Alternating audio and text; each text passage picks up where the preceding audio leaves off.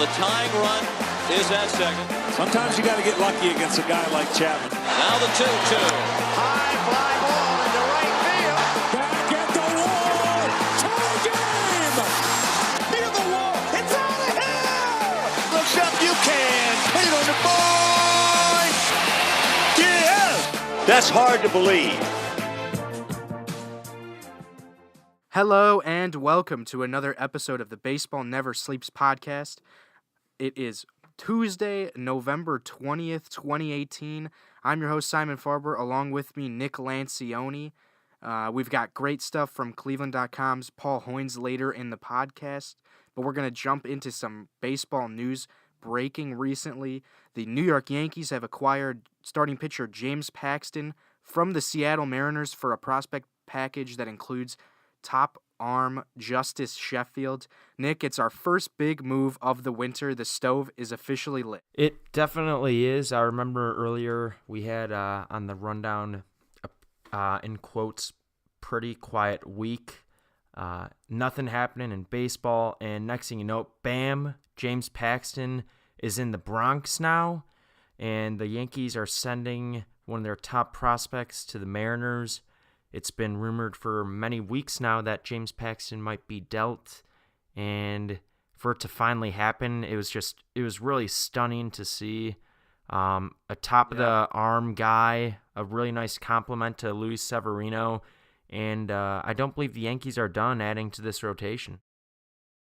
No, it doesn't sound like it. I mean, Paxton is injury-prone. He's had his issues. He's 30 years old. But he has been one of the best pitchers in baseball when he's on the mound. And for Seattle, obviously they're going in a different direction right now. They have decided they are going to punt with Houston atop that AL West. They're not going to make a run for it. Yeah, Houston is really just too dominant. They have it locked up probably for the next few years. And even with some pretty solid seasons under their belt, it just was not good enough even for the AL wild card, since it's always a guarantee that the Red Sox or the Yankees secure one of those spots, so you have to get the second, and they were not good enough for that. So they're scaling it back a little bit. They're going to probably deal a couple of more guys. I know it's been reported that they want to hold on to a few guys. I think it's Haniger. Segura, Gonzalez? and Edwin Diaz. Okay. Oh, it might be. Because I thought Diaz might Segura. be on the table as well. I'm not too sure. I'll have. Well, nonetheless, they're still. I know that they're still making moves. Gordon, are to be looming. D. Gordon is definitely available, as is Robinson Cano. I don't know how in the world they'd move that $100 million owed to Cano, or I think it might be more than that.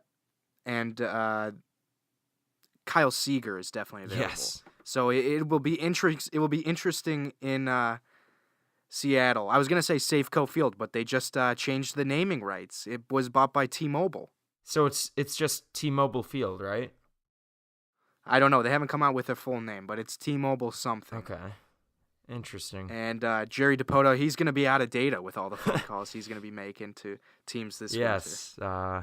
He's a very busy guy. He's always making moves. A general manager that is just, like you said, very active on his phone. So he will not hesitate in moving some of these pretty big names. Back to the Yankees. Obviously, they are competing with a 108-win Boston Red Sox roster that's really, really strong. But even the Rays are in there. The Rays won 90 games. They've got a chance to shock some people. So the Yankees might be maybe overpaying or maybe over-panicking for a top arm, but they have to keep themselves in line there in the AL East because, after all, they are the Yankees brand. You can't go – I guess that might sound ridiculous to say, but can you really go 2 years losing the division to the Boston Red Sox when you have a lineup with Aaron Judge and Giancarlo Stanton and all those guys? Yeah, when you make that big trade of Giancarlo Stanton the last offseason, it's really a message they're sending to their division and the whole league that they're ready to win the World Series. And losing another division title to the Red Sox would be very sour for them. So I don't think it's over dramatic for them to be spending all this money on arms, and Paxton, he's not going to be a very cheap pitcher to pay in the coming years with how well he produces. But we've been known, or we know that the Yankees are interested in Patrick Corbin, former Arizona Diamondbacks pitcher, so he'll probably command the biggest contract out of all starting pitchers this offseason. It'll be interesting to see if the Yankees can lock that up. That would be 2 injury-prone starting pitchers, too, being targeted by the Yankees. So a huge risk. So they could add a lot of talent, but it's also really a lot of variability in how it goes. Yeah, it's really not only focused on Corbin. There's also J.A. Happ, who they had this last season. They could easily grab him and bring him back to New York. I heard he wants to play there, too. Right, so I don't know. I saw that somewhere on Twitter. And I'm pretty sure the Yankees have said that they'd love to have him back. He pitched very well with them, so that would not also be a terrible move. You've got Severino, and you have Paxton now leading this rotation. He brought back Sabathia. Bringing in another guy would be vital to continue this success in New York.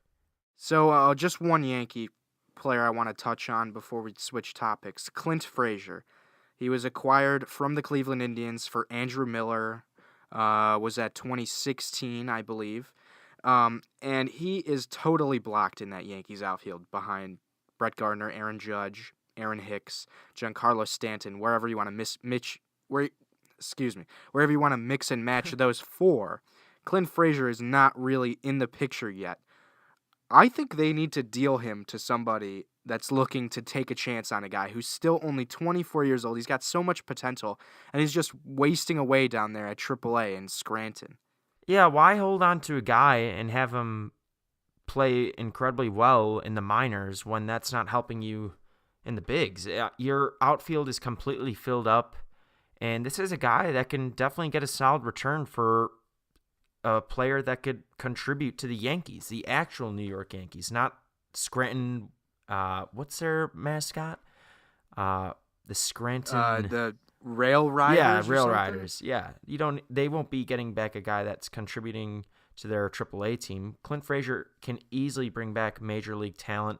Oh yeah, I think absolutely. I think if you're a team that's below third place or something, and you've got minor league talent, like this is a good way to advance your rebuild a little bit, because he's not super expensive, but the prospect shine has, I don't know, it feels like it has worn off a little bit just because the name isn't as exciting as it used to be. He's been at AAA now for 3 years. Yeah.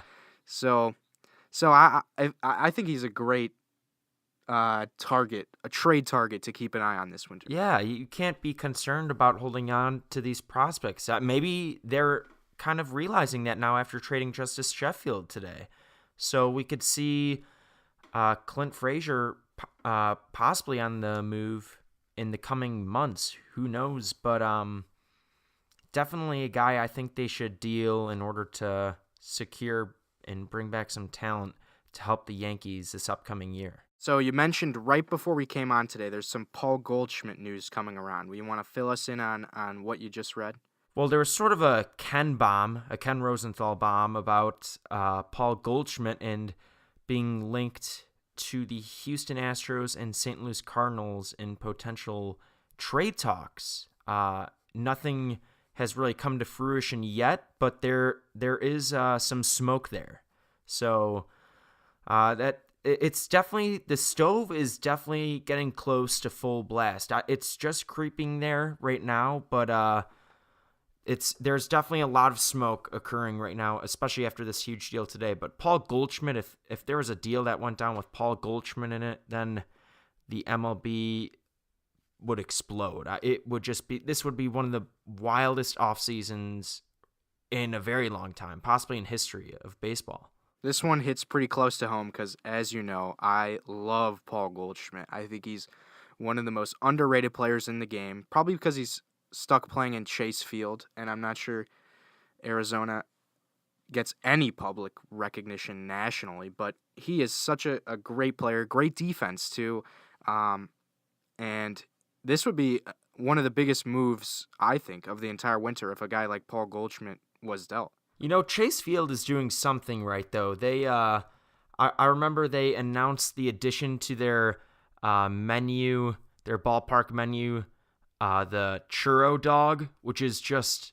Oh, God, I did see that. It's too. just like 2 churros smashed together with some ice cream in the middle and all of these different toppings. If there was a ballpark that I wanted to go to, it'd definitely be this one, and I would just munch down on that. But, I'm looking at a picture right now, and that looks pretty solid. Do we need to put it on the road trip list to go get a churro dog? I think that's definitely got to be road trip list. Ooh, yeah. It says, as you can see, the frozen yogurt and Long John donut remained, but the churro is an Oreo churro, and there are Oreo crumbs and strawberry sauce on top. Oh my God! I gotta ask though, do they have a calorie count on it? I'm gonna see if I could find a calorie count for this. I'm sure it's going to be absurd.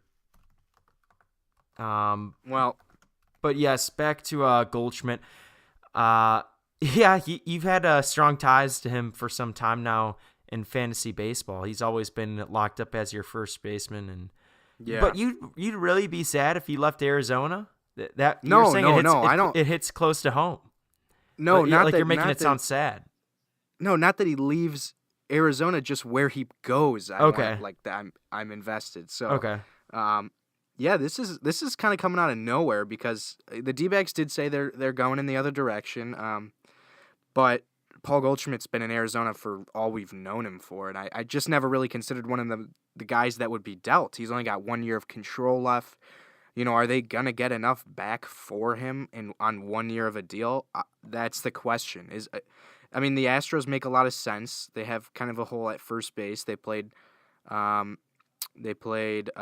Gonzalez there a little bit. Sometimes Yuli Gurriel, but definitely. You put Paul Goldschmidt in any lineup, and you're a lot better than you were coming in. Oh, the Astros! I feel like that would just be an incredible move for them. Like you said, they don't really have like a locked up first base or everyday first base kind of guy. They kind of just filter in Marwin Gonzalez, who's now a free agent. So they have Yuli Gurriel there currently, but that would be a massive move if the Astros were able to trade for Paul Goldschmidt. But it would definitely command back some talent, and I know that there was a rumor out earlier today about James Paxton that the Astros were linked to him, but they were not willing to give up top pitching prospect Forrest Whitley. Interesting. That's actually pretty sizable news. So Forrest Whitley was on the table. They ended up choosing the package with Sheffield, which makes sense. Mm-hmm. So yeah, they were, and I do have the calorie count. It's 1,117 calories. All right, so that's your day. We could starve ourselves until that's just the only meal we'll hold on to. Starve ourselves until 8:00 and then eat a churro dog at Chase Field. That sounds like a plan. On the other side, Ken mentions the Cardinals. I'm kind of hoping he doesn't go to the Cardinals because my scorching hot take of the winter is that the St. Louis Cardinals will be the worst team in the NL Central. So I was going to tweet that out. I haven't done it yet, but that's my... Wait, you did tell me this hot take. You also said that... No, you said the Cincinnati Reds would be... third place. Would have a better record, or they'd be in third place? Yeah. Okay, so the Cubs and Brewers, they're going to be at the top, and then you said the Cincinnati Reds would finish ahead of the St. Louis Cardinals and Pittsburgh Pirates? Yeah, because I think the Cardinals are going to be the last place team in that. Okay, that's bold. I agree with the Pirates. Yeah, it's a scorcher. I don't get it. Why? The Cardinals were so hot at one point. I don't even believe it myself because the Cardinals do this black magic thing where they pull major leaguers out of places that major leaguers don't come from, and they play great baseball with hyped talent. So I guess I don't even believe myself in this hot take. I just have to put it out there. That's my hot take. Okay, and then if it doesn't happen, you just make sure it kind of goes away softly. Nobody really remembers, but well, okay, you got to remember last year my scorching hot take was that the Orioles would be by far the worst team in baseball beyond the Miami Marlins, which I ended up getting right. They were like 20 games worse. Yeah, they have the first pick this year in the MLB draft. Yeah, so I'm 1-for-1 in scorching. Actually, I'm probably not including a whole lot of awful takes I've made, but unofficially 1-for-1. So we're going to go for 2-for-2. The thing is, I would not mind Paul Goldschmidt landing with the Cardinals. Then he kind of gives the Cubs a more difficult time to secure an Central Division title. It'll really heat up that division fast because a few years back in 2016, when that division was very top heavy with the Pirates, the Cardinals, and the Brewers. Or was it 2016 or 2015 where all three of those teams finished? 15. Okay, 2015 where all three of those teams finished with 100+ wins. It was unbelievable. Yeah, I believe the Cardinals had 99, Pirates had like 97, Cubs had like 95, something crazy like that. No, they were in the 100s. I don't think so. I think the am Cubs looking this up right now. 2015. I don't think so. NL Central standings. No, I think the Cubs won 103 in 2016, but not 2015. That is too bad. Yeah, I did find it. So I guess they were very close to 100. I was almost convinced the Cardinals were at 100, the Pirates were at 98, the Cubs were at 97. Okay. Nonetheless, still very top heavy. I was wrong on all three, but you know where I was in the range. So yeah, this is a good afternoon for baseball rumors. I mean, well, actually, one of the deals is confirmed, so that's not much of a rumor with Paxton, but just a lot swirling. 2 deals were announced this week. Steve Pearce lands back with the Red Sox on a 1-year, $6.25 million deal, and Kurt Suzuki, the catcher formerly with the Braves, lands back with the Nationals on a 2-year deal, returning to where he played a couple seasons ago. So those were 2 lower-level contract signings, but nonetheless, we love all of them. So yeah, we'll take anything that the MLB gives us. But talking contract extensions, Jacob Degrom, the National Cy Young winner in New York, he is one of the big stories this winter because his agent, or his former agent, has just been hired to be the Mets general manager, which is a bit of an unheard of concept there. But what are your thoughts on Degrom going forward? Is he a piece of the Mets' future, or do they need to move him to get going back in the right direction with a youth movement? Well, it's really going to be this is a kind of an interesting situation, like you said, having your former agent now be the general manager of your team. I don't know if that's awkward or I really don't know what it is, but it's tough because if you trade Jacob Degrom, then it sounds like you also have to maybe consider trading Noah Syndergaard, because if trading a guy like Jacob Degrom is trending towards a full-scale rebuild almost. That's a major piece to your franchise. I mean, we talked about this not on the podcast, but just between ourselves when the White Sox were tearing down. You can't do a half measure. I mean, if you're gonna trade one, you can't keep 2. You're not getting anywhere there. So I guess it's a tough question for the new Mets leadership because he's so talented, and it always hurts to move something like that. Especially with the historic season that he has. But, they're not winning anything, and I don't think their offense is competitive enough. So something has to be done. Do you think that text chain between the two, Jacob Degrom and his agent Van de Wagen, do you think it just stopped? Do they text each other anymore, you think? I don't know. That's a good question. I mean, he's not represented by him anymore. That's your general manager. Yeah, I don't know. They're probably pretty close, personally, right? Aren't players pretty close with their agents? I don't know. I don't have an agent. I think they are. I think usually players are in pretty constant contact with their agents, even if they're not a free agent. That's just somebody very close to you. So, I mean, they're handling your contract negotiate. I really don't know. That'd be interesting to see if that text chain just stopped. With a new GM, he might be a little anxious to make some big moves. So Mets might be on overreaction watch this winter to see if they do anything crazy. Although with the expectations on the Mets, people would probably not think it's all that crazy if they do something a little stupid. Yeah, it would. The Mets have already been rumored, though. I saw with Marwin Gonzalez, they've been a team that has great interest in Marwin Gonzalez. And Van Wegen has made some pretty bold statements that he's not willing to hold back anything, that they're ready to spend some money. So it's really just kind of a murky situation. Nobody knows if they're going to do a contract extension with Degrom. Nobody knows if they're going to trade him. Time will tell. But I think personally, it wouldn't be a bad idea to trade Jacob Degrom with just you look at personally him, and obviously he's one of the best pitchers in the league, just coming in off an NL Cy Young award-winning season. But you look at the in-game performances, and that offense is nowhere close to helping him get wins. So there's a lot of help that this Mets team needs, and they're not close to getting anywhere. The Mets definitely hold a couple of the biggest keys to an exciting winter if they do say that Syndergaard and Degrom are available. We're going to take a quick break, but coming up, we've got Cleveland.com's Paul Hoynes talking Indians news, the starting pitching available on the market, the bullpen build-up, and some special tidbits on Corey Kluber. So stay with us after the break.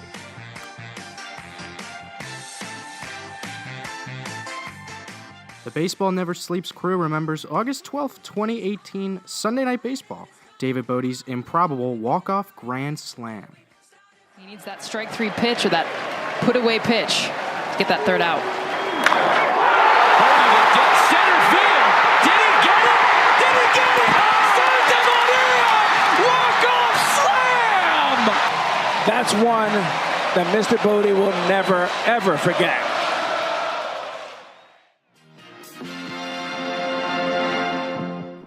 We now welcome on Paul Hoynes of Cleveland.com to the Baseball Never Sleeps podcast. Paul, thank you so much for coming on with us today. Oh, no problem. No problem, guys. So the first thing we wanted to jump into was, obviously there's a lot of news swirling about the Indians. They're looking to shed some payroll. What exactly, does that mean? Are we talking starting pitchers? Are we talking position players? Because I'm assuming Lindor and Ramirez are relatively secure. Yeah, I don't think they're going to trade those guys. They've got Lindor got him under control for another 3 years. They signed Jose Ramirez to a multi-year deal a couple of years ago with 2 club options. So, those guys aren't going anywhere. But so I would think, they had a, franchise record payroll of about $135 million last season, and they've got like 12 free agents. I doubt any of those guys are coming back. But even if they don't bring any free agents back, their own free agents back, with raises in arbitration and just in the contracts they do have, the payroll's gonna stay about the same, maybe go up a little, and so they're kind of they've been deficit spending. And they're out over the skis a little bit. So I think they're trying to find a way where, they could create some payroll, or alleviate some payroll pressure. And, that kind of leads to, and still, stay competitive and still, kind of maintain the goal of trying to win the World Series. And that leads to trades. And, right now, it looks like I think their most attractive group of players obviously is their starting pitching. So I think they would start with that. Perhaps that's where most of the attention is. So the starting pitching pieces that they have on the market are really valuable. Is there anything in particular that they're targeting in a return? Are we talking like really high level minor leaguers, or are we talking even established major leaguers? Yeah, I think they could, it depends, but, since they're not really, it's not a fire sale. It's not a full rebuild. So I don't think they can just do prospects. They can't do like a Garrett Cole deal, which I guess that wasn't all prospects, but they've got to get some major league ready players. They've got to get a player, at least I think the main player coming back would have to be under control for 3 or 4 years and fill one of their primary needs, which would be in the outfield or maybe in the bullpen. They'd have to get another starting pitcher back and maybe 1 or 2 prospects. So I think they would try to balance that, but they don't want to. They don't want to detract from the major league roster if they have to make a deal. They want to make that better, in fact. So it's kind of they're trying to thread the needle basically, and we'll see if that works. So Paul, we are pretty avid White Sox fans, unfortunately, and we see a lot of AL Central baseball, and it's not pretty amongst the whole division. And you touched on it a little, how this isn't going to be a major fire sale, but if they're going to trade guys like Corey Kluber, those are pretty big hits. Are there any names or ideas that you have that they can try to field back in these returns? Well, I think there's a number of teams that are looking for starting pitching. The Yankees, obviously, they've been rumored to have. I know they talked at the GM meetings. Brian Cashman and the Indians. They have some prospects. They have some pitching. I don't know about. They have a couple outfield prospects. So, I'm not sure.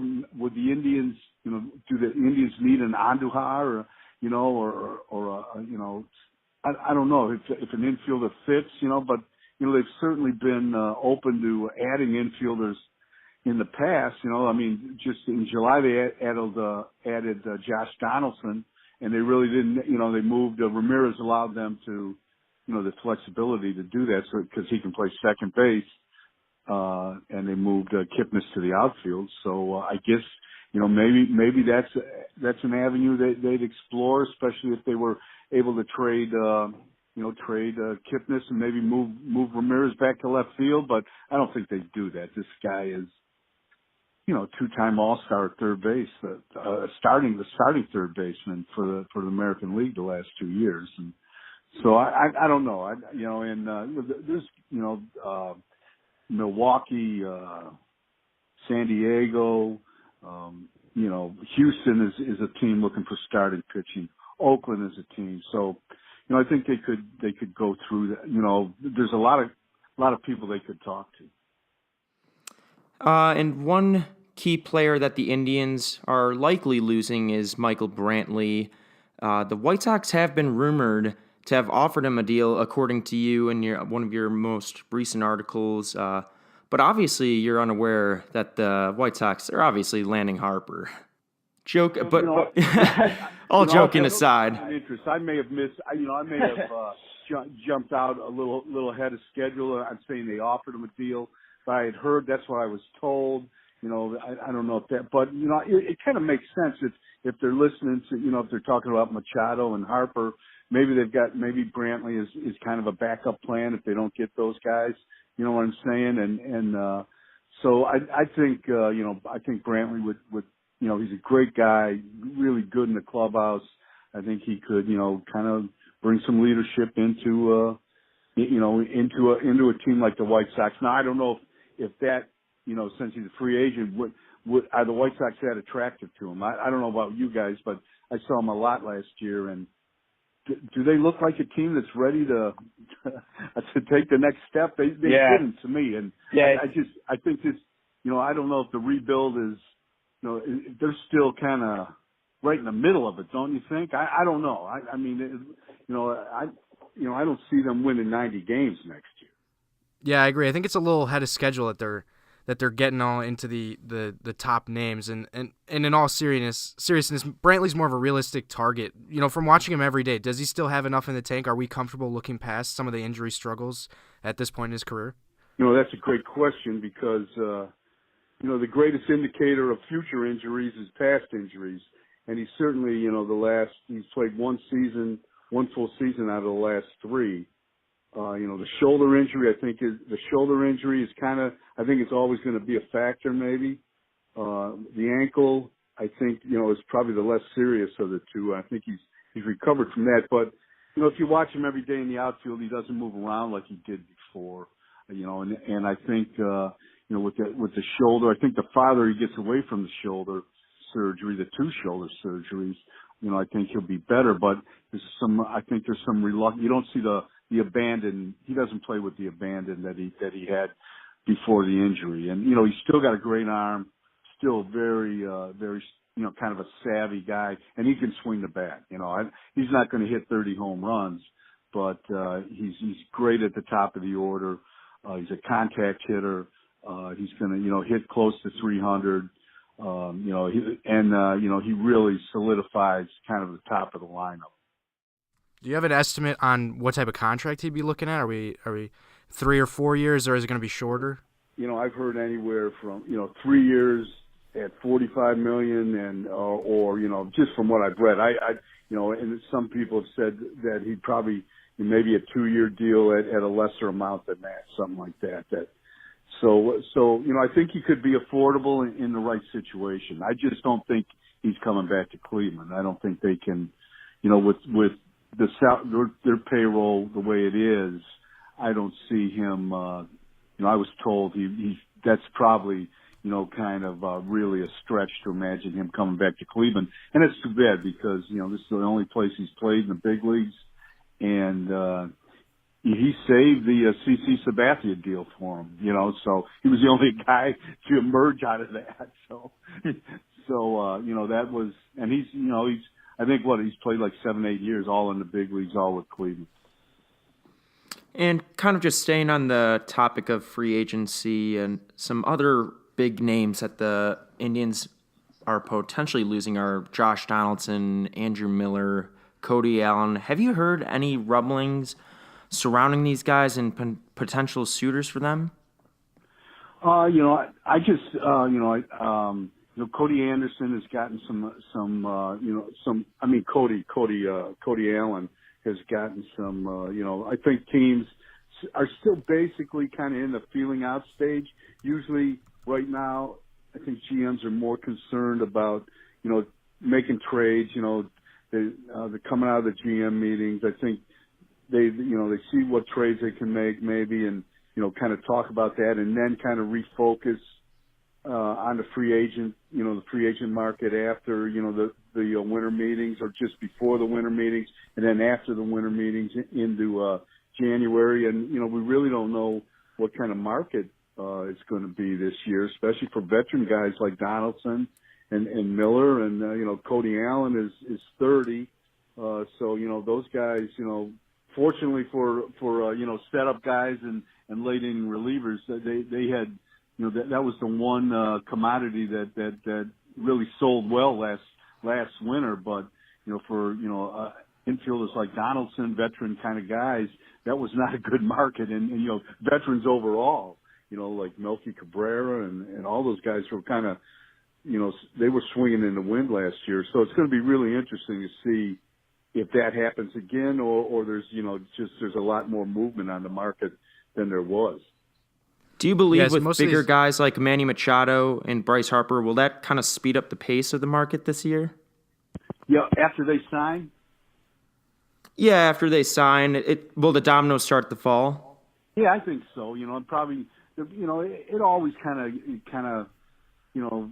it seems like over the last few years of the free agent signing period has gotten longer and longer. You just, there's always, there's guys coming into camp in February, signing contracts in the middle of February when spring training is just open.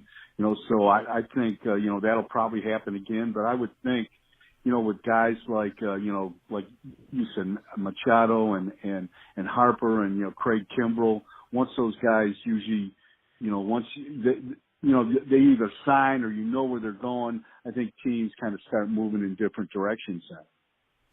So a lot of these guys the Orioles are losing, Miller, Allen, Oliver, Perez. The bullpen's getting a little bit dismantled. I mean, I guess that's a little bit of an overreaction, but what are their plans to... The bullpen's kind of been wiped off the face of the earth right now. Yeah, and we've basically seen over the last 3 or 4 years that the strong bullpen can be how you thrive in the playoffs. So what are their plans? Are they going to dive back in and re-sign some guys that they already had, or are they going to get creative, or what's the plan to build a playoff winning bullpen? That's a great question. Right now, they kind of made a preemptive strike in July when they made a deal with San Diego and got Brad Hand and Adam Simber for Francisco Mejia. So I think they've kind of Hand is going to close, obviously. Simber is kind of a younger, not a younger guy, but a guy that's still kind of feeling his way, submariner, he may be a setup guy, but he got kind of knocked around a little bit when he came over from the Padres. He pitched much better for San Diego than he did in Cleveland. They've got, they're going to need some help there. Obviously they've got guys like Danny Otero. I'm not sure, but they definitely, they're going to need some help. They need some, they've got to make they've got to get, Hand is signed through, I think they've got him for 2 or 3 years. So that's a good, so they got the back end set. Simber is a young guy they've got under control for 4 or 5. I'm not a young guy, but they've got under control for 4 or 5 years if they want him. Those things are good. But losing, they lose Shaw 2 years ago. They lose, if Cody Allen doesn't come back, and Miller, those 2 guys are probably gone. That hurts them, and they're really going to have to, do some work at the back end of the pen, and they really don't have a lot of guys, that can help them. They, you saw in the postseason, it seemed like every team had 2 or 3 relievers that are, touching 100, 98, 99, and they don't have that, the Indians. So that's going to be interesting to see which way they go. So they're going to, the outfield and the bullpen are the 2 big, major areas of need that they're going to have to fix somehow this winter. Now, going back to 2016, the World Series between the Indians and Cubs, just talk about what that experience was like for you covering it. It was fun. I've covered I covered the Indians when they were in the World Series in 95 and 97. And, 95 was, a whole new thing. So that was, just for the whole city. They hadn't been in a postseason. They hadn't been in the postseason in the World Series in 41 years. Then they went on that, that 95 team started that great run they had, for 7, 8 years. They, won 2 pennants. In 97 kind of set the tone for 2016, unfortunately. They lose 2 game 7s, in the World Series. That really doesn't, I don't think that's happened too often. So that one kind of, 97 hurt more, I think, because I thought they had that game won, and to see the Marlins, a team that, they blew up the next year, kind of come back, tie it in the 9th and win it in the 11th. That was, I still can't watch it. I still haven't watched the replay of that game 7, but 2016 was, that was a great run. That was a fun run. That was, so unexpected, because they had lost, they lost, Danny Salazar, they lost Carlos Carrasco, in September with, basically season-ending injuries. Kluber pulled his hamstring. Bauer, was playing around with his drones and almost got one of his fingers chopped off. And, they basically had a 2-man rotation, through most of that with Tomlin and Kluber. And, they had the 3-1 lead in the World Series against the Cubs, and they couldn't close it out. But the thing is really, that still kind of resonates with me is, Rajat Davis's home run off Chapman, I believe in the 7th or 8th inning that tied it at 6-6. I've never heard Progressive Field like that, and it was half filled with Cubs fans. So the kind of the just the release of emotion and noise that still kind of is in the back of my mind, bouncing around. So that was the best part about that. And obviously, the Cubs came back and they won it. It just seemed like, in any other World Series, the Indians would have been the story. They would have been the team that hasn't won since 1948. But that's obvious. They get into the World Series, but they call it the team that hasn't won in about 200 years. So it seems that's the way it goes with Cleveland sometimes. Yeah, So I'm sorry, Simon. I recall that Rajai Davis home run, and I remember once that happened, I was actually in my living room just dying laughing. The Cubs coming all that way just to give up that game-tying home run. I mean, it was pretty humorous to me, and also being a White Sox fan brought a little joy. I can see. I know a lot of guys that live on the South Side, and I know how that the South Side of Chicago. I went to school with a lot of them. And I know there's a definite schism between the Cubs and the White Sox, man. Oh yes, there is. Yeah. So it was such an interesting, just an interesting run because Francona pretty much kind of not revolutionized, but really kind of set the tone for how teams have used relievers. For the last 16, 17, the last 3 postseasons, and even during the regular season, he used bullpen games, and he had to use a bullpen game in the ALCS against Toronto when Bauer couldn't pitch, his finger was bleeding all over the place. On the mound they had to take him out in the first inning, and he basically had Andrew Miller threw the second most innings of any reliever in that whole of any pitcher, Indians pitcher in the postseason that year. It was Kluber, then Andrew Miller, and I don't know if the after effects have hurt Miller in 2017 and 18 because he's been on the DL 5 times. But without Andrew Miller, they don't get that far, and so but just the whole kind of just the feel of that team, they were on a mission. It didn't seem like they could be beaten. Yeah, it's interesting you bring that up. Now that I think back on it, he was bringing in Andrew Miller in like the 5th and the 6th inning, and real early, and it was considered, I don't know, it was kind of controversial now, or then it was controversial, but now it would be considered pretty normal. Nobody would really bat an eye. Yeah, and even during the regular season, teams are doing that now. He kind of, he's always had this philosophy of why save your closer for the 9th inning when the most vital part of the game could be in the 6th, 7th, or 8th when you need to save the game in the 6th, 7th, or 8th inning. And he had those 3 guys, Shaw, Cody Allen, and Miller that bought into that plan and were willing to pitch in any situation. And they really didn't care who got the save and who got the win.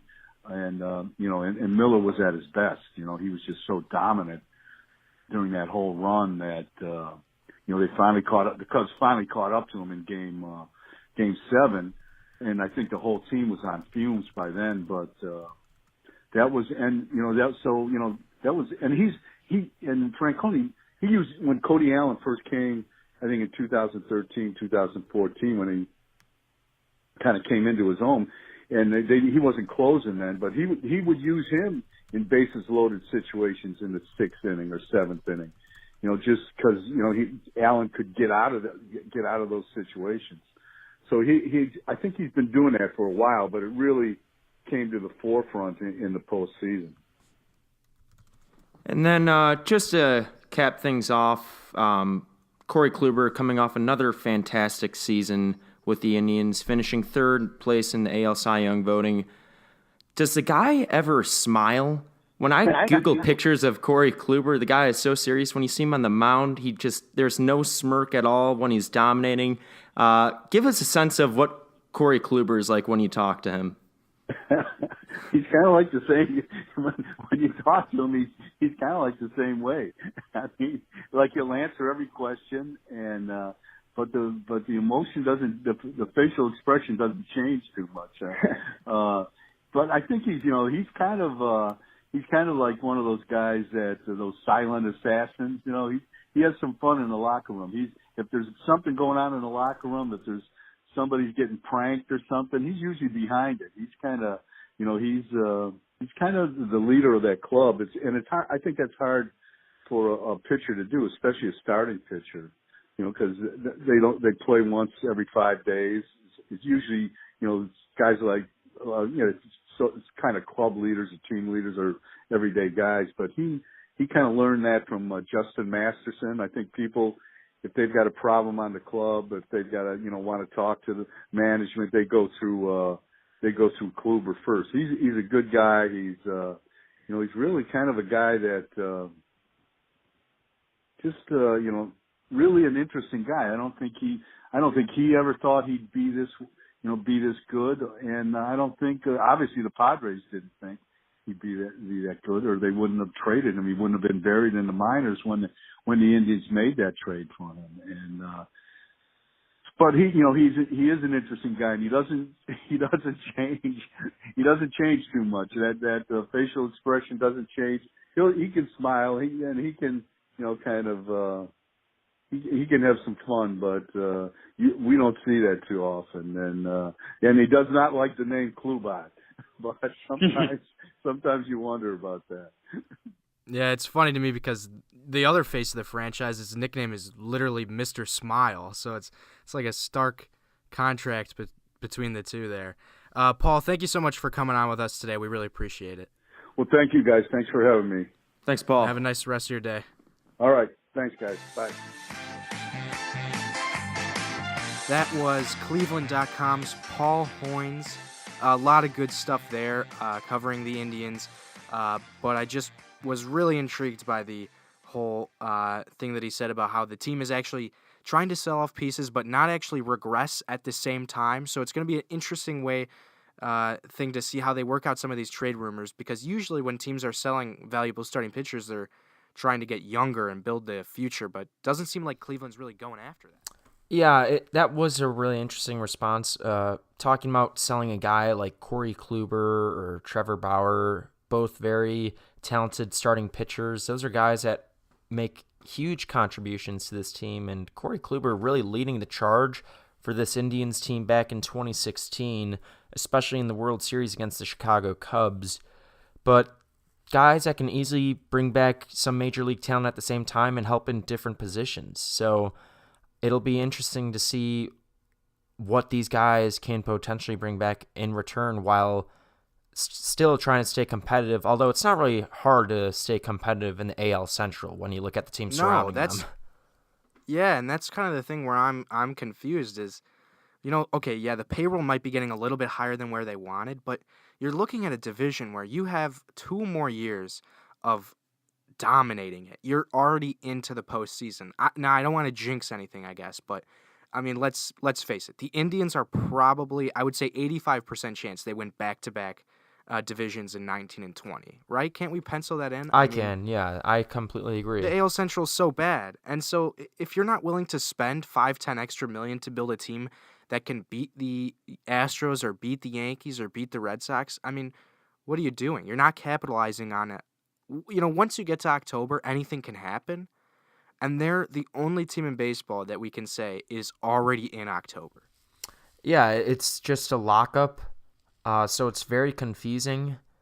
Maybe they think they're able to bring back young talent that's ready to make contributions in the majors right off the bat, and they don't have to send them to minors, but it's probably pretty hard to find another Trevor Bauer that's just a little bit younger. I mean, who's dealing that type of player? Nobody.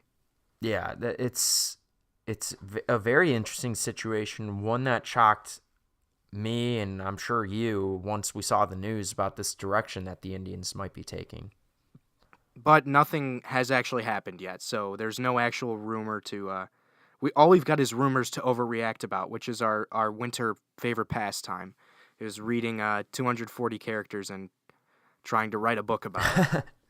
Yeah, and there will be a lot of lot more to come surrounding this team, especially since they're losing so many guys in free agency, which we talked about with Paul, and how they're losing a ton of bullpen pieces, which will be tough to really replace.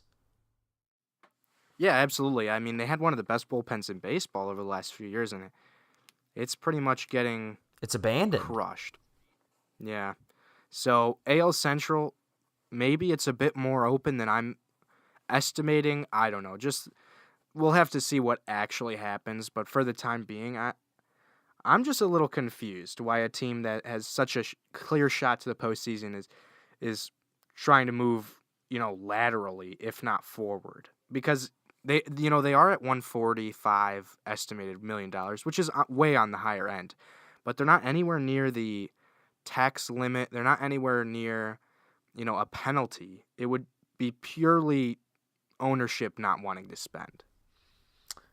Yeah, it's just simply confusing. Whatever moves they do make, they're still going to have this division locked up because they have young pieces like Francisco Lindor and Jose Ramirez, which those guys will not be traded, likely, unless they get some absurd package. But here's the question: let's say you go World Series in 16, Division Championship in 17, Division Championship in 18, is just another playoff trip in 2019 satisfying enough?